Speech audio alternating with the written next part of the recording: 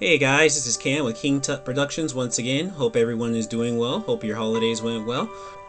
Today I'm going to talk about the types of guys that you should almost never date. Alright, now of course nothing is perfect. I will be making some caveats in there, but in general, these are the guys that you really want to avoid. Okay, number one is going to be the entrepreneur. How often do you hear someone saying, "Oh, I'm an entrepreneur," but he's still living with his mom? Now, don't get me wrong, there's absolutely nothing wrong with business. I love business, I'm in business, but business takes work. True entrepreneurship is about hard work and dedication, okay? It is not for people that are lazy. It's not for people that want to get rich quick. It's not for people that think that business is about cheating people and just doing whatever you can to get ahead. That is not a recipe for long-term success in business. People who are entrepreneurs are working 10 to 14-hour days every day, maybe except for Sunday, especially in the beginning, and their mind is on their business. So if someone truly is an entrepreneur and is truly starting a business, most likely they're not even interested in dating anyway, because when I was first starting my business, dating was the last thing on my mind, because I knew that I didn't have time to give to that right person. So I wouldn't sit there and put someone through that when I'm working 10 to 14-hour days 6 days a week. So if someone just tells you he's an entrepreneur, first of all, see if he's supporting himself. Ask him, does he have a business plan? If he's still staying with his mom, no. Number two, you should look out for a guy that kind of, how do I say this? He's too Christian. I know that sounds weird because, of course, we're supposed to seek partners that have Jesus in their heart. But there's such a thing as being a little bit too Christian. Like if he's always spewing Bible verses, for example, to try to impress you, if he's just acting a little bit too unrealistic, if his actions don't match his words, always remember Matthew 7:16. Okay, know them by their fruits. All right, so someone telling you they're Christian all the time, in my opinion, is not a good thing. You should be able to see that they're Christian. It's kind of like that person that says, "Oh, I'm nice." Well, are you that nice? Why do you need to say you're nice? That's just one of those things you shouldn't need to say. Like, you shouldn't need to tell people that you're nice or you're pretty, or you really shouldn't even need to tell people that you're a Christian. It should be known through your words, through your actions. How do you act when you're frustrated or angry? Do you hold your tongue? How do you treat other people that you don't have to be nice to? So sometimes women will get in these lulls. They think, oh, if they met a guy at church, that automatically means he's a good guy and he has Jesus strongly in his heart. And I'm sorry to say, ladies, that is just not the case. All right. Number three, you need to avoid a guy that doesn't have a job. And some people, they're going to say, oh, it's not about money and things. And you're right, it's not about money.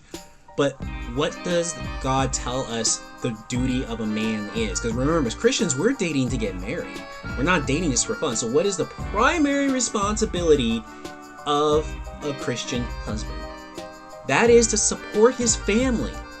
Okay, obviously faith, but to support his family. If the economy is good, he doesn't have a job. In this economy, you don't need him. I'm sorry.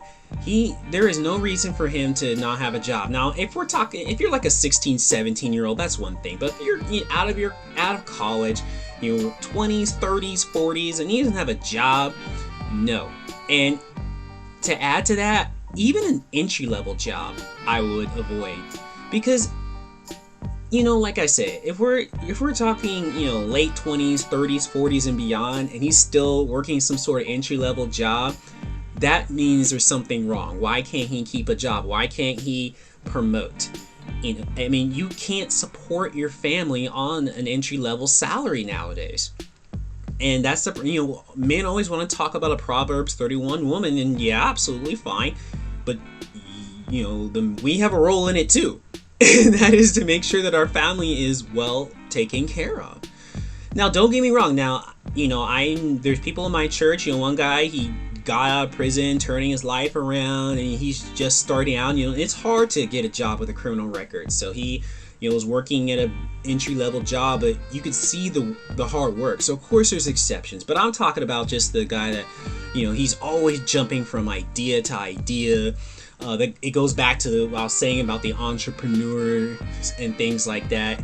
You know, you need someone that has the ability to focus. And remember, you know, this is the guy that's going to father your children. So your children are going to have those same aspects. Do you really want to have children with someone that can't keep a job? That, you know, can't meet his basic obligations to himself or his family? All right, fourth, next thing that we want to make sure that you are avoiding. You want to avoid a guy that is tempting you to sin. Now, I don't know why I see so many sisters try to make excuses for it, or, you know, they'll justify it off. Oh, well, you know, I wanted to. You know what? If you have Jesus in your heart and you're trying to have a truly godly relationship, that is not, you know, sex is not something that should be happening in the dating phase of the relationship. And a godly man will not be doing that. Don't get me wrong, if he's attracted to you, you're gonna see lust in his eyes. I mean, that's just the way we are. It's just the way it's always gonna be. But there should not be, for example, when you're walking, his hand is moving south, or maybe he's hinting. I mean, do you really want a guy that is asking you when he's gonna get laid, but yet he's pretending to be a Christian, and you think he's gonna live up to Christian principles and Christian values? If he won't live up to one of the big values, then what makes you think that he's going to live up to the other values once he kind of has you locked in and you've fallen for him? The final type of guy that you want to avoid is the guy that says that he doesn't think that he needs to be married. If you guys are just friends and it kind of goes up, that's one thing. But if you're, for example, meeting a guy on a dating site and he's, you know, telling you about how he doesn't want to be married, you know, he wants to move, he's just not looking for that. He's telling you that he's not gonna take you seriously. And some women, they think, oh, you know, once he sees just what an awesome person I am, he'll come around and marry me. But most of the time what ends up happening is you're gonna be with that guy for a long time. You're gonna be having sex, so he's already getting the milk for free without having to buy the cow. And he's just gonna keep making excuses saying, oh, I don't want to get married. And in a way, he'll be absolved from his actions because he told you from jump that he's not looking to get married. So you really want to avoid a guy that doesn't want to get married, that's still immature, looking to play the field. You want a guy that understands about marriage, about fatherhood, about what the proper role of a Christian husband is. So anyway, I hope that this video finds you well, and I'm also going to talk about what you can do to make sure that you're attracting the right type of guy. I put a link in the description below. Make sure you check that out. And thank you very much for your time. God bless.